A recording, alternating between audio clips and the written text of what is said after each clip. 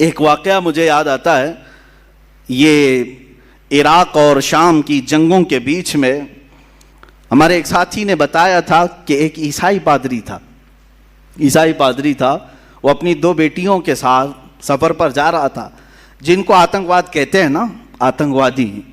وہ راستے میں گن وغیرہ لے کر کھڑے تھے، بظاہر شکل تو مسلمانوں کی تھی، مسلمان لگ رہے تھے، راستے میں روک لیا اور وہ غیر مسلم کو مار رہے تھے یا جو بھی کر رہے تھے۔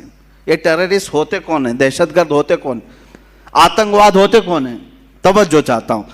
اس عیسائی پادری کو انہوں نے روک لیا، چیکنگ شروع کی، چیک کیا اس کی گاڑی کو، اس کے بعد پوچھا بتاؤ تم مسلمان ہو یا مسیح ہو، کیا ہو؟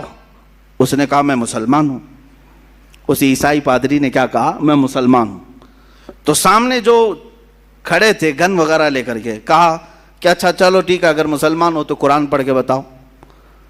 تو یہ پادری، اس کے پاس بائبل تھی، بائبل رکھی ہوئی تھی، وہ اٹھایا اور اس میں سے پڑھنے لگا، کچھ جگہ سے پڑھا اور سامنے والوں نے کہا اچھا ٹھیک ہے جاؤ، تو مسلمان ہو آگے جاؤ، چھوڑ دیا۔ اس کی بیٹیاں اس سے پوچھنے لگیں بابا یہ کیا کیا تم نے؟ ان لوگوں کے سامنے کہا میں مسلمان ہوں اور بائبل پڑھ کے بتایا کہ قرآن پڑھ رہا ہوں۔ اس عیسائی نے بہت اچھا جواب دیا تھا، کہا کہ بیٹا مجھے معلوم ہے یقین کے ساتھ کہ یہ جو کھڑے تھے یہ قرآن پڑھے ہوئے لوگ نہیں تھے، قرآن پڑھے ہوئے لوگ نہیں تھے۔